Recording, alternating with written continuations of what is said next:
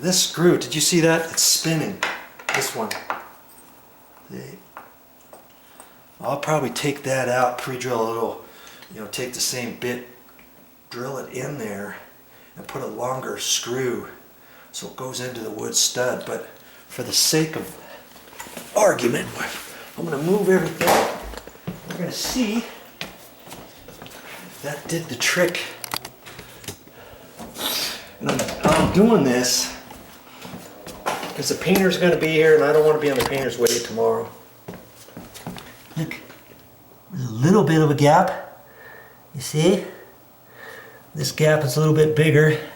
There's a little bit of a gap. But that gap is still pretty big, right? But guess what I'm going to do? I'm not even going to turn the camera off. I'm going to get you back down in there. Get you set up. And I'm going to... I'm kind of glad it didn't go in all the way, because now I can show you how we're going to adjust this. Very simple. Simple Simon. I'm going to get this out of the way.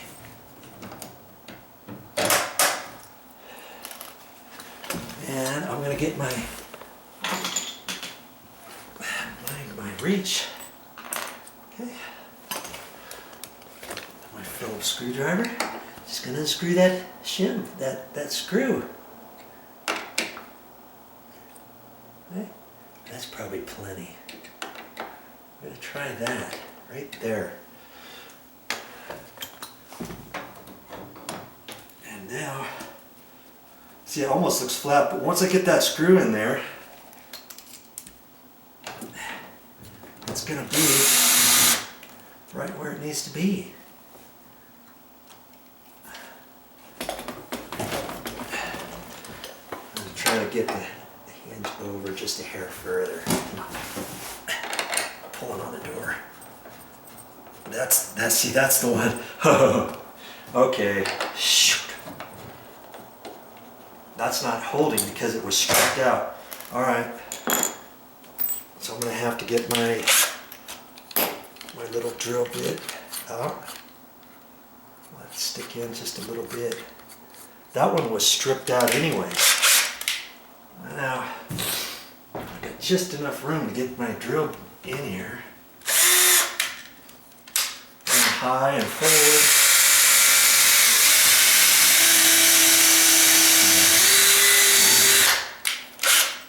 Okay. And I'm going to have to, this time I'm going to have to stop the camera. Sorry about that.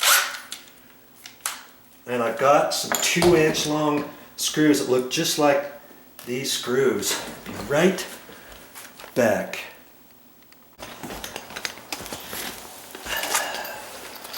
Round 2 coming up.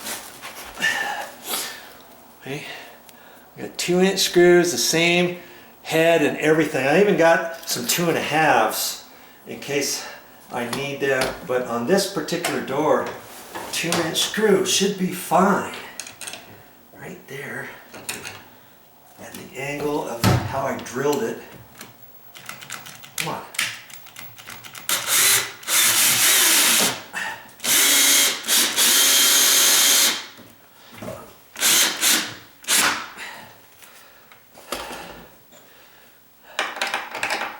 Okay, that's good.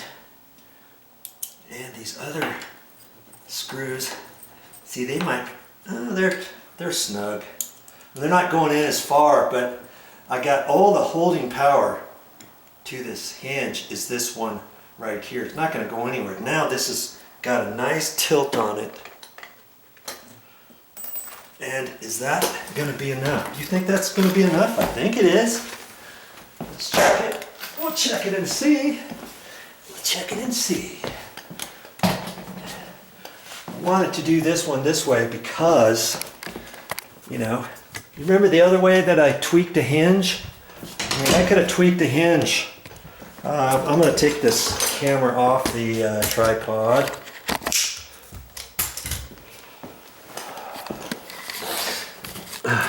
Okay. I could have taken the hinge knuckles. See the nice gap I got now? Look. Look it. Ah, it's almost too much. But it's better. It's better. And if anything ever sags, probably that bottom screw is going to prevent this from sagging. But I also create just a hair bigger gap up there. I think I might want to just do one little turn and bring this back. But see, it's way easier for how I'm doing this, because it's the very opposite.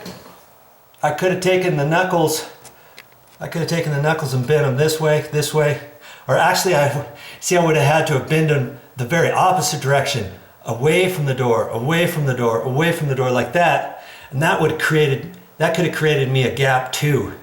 Okay, but this way, then I'm taking the door down 3 times and messing around with it and all that kind of stuff.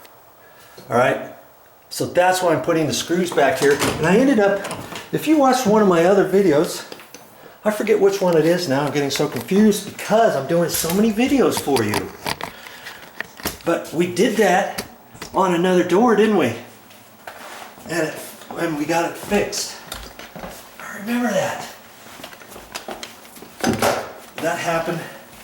I don't even remember which hinge it was. I'm getting brain dead here, working on so many different doors. But I like this idea.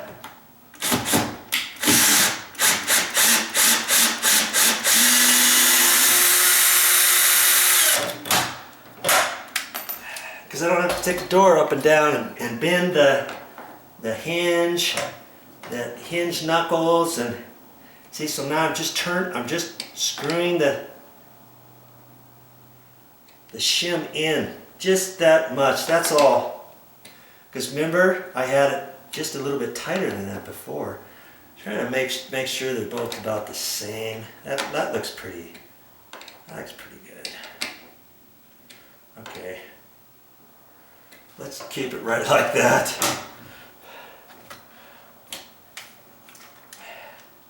It's trial and error is what you've got going.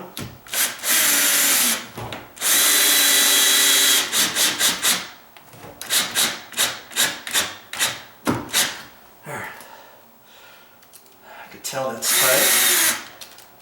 And see, I'm just going these 7/8 or so. Get my screwdriver out, snug it up. There. I'm going to say that's probably pretty darn good, but I'm not going to make an assumption. I don't like making assumptions. We're going to look at that. Ah, good grief. Do I really want to unscrew that some more? It was the bottom of this door jamb is sucked over this way too far. Obviously it can't go over because the door casing here is the baseboards there. It's still not happy with that. Okay, you get the idea, right? Back we go again. And you just keep playing with it until you get it to your liking. This never would have flown had I not put a long screw in that middle one. You know. Plus, that middle one was already starting to strip. You saw it.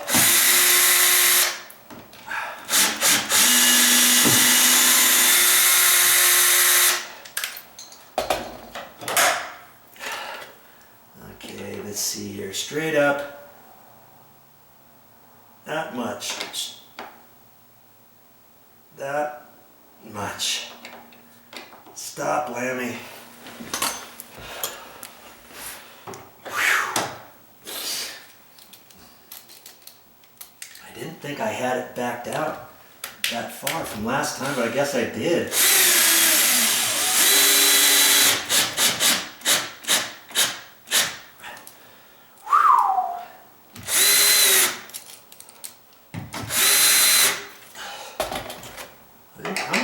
I'm not perfect on the first shot, but I'm gonna stick with it until it gets done, and it gets done right. Yeah, that's what I want to instill in you when you're doing projects. Might as well do it right. Most of the time it doesn't take much longer to do it right than it does to do it wrong. In this case, it's taking me a little bit longer, but I'm liking that now. I'm okay with that. See how it moved it away from the door? See how it's tilted out at an angle as opposed to the hinge that's straight on. This one happens to be tilted out at an angle, and just that much. Prop that over right exactly where I want it to be. Okay, I'm done. I am done. I'm calling that door good. Well, that's all I got for this time, but I'll be back with more videos. Yay.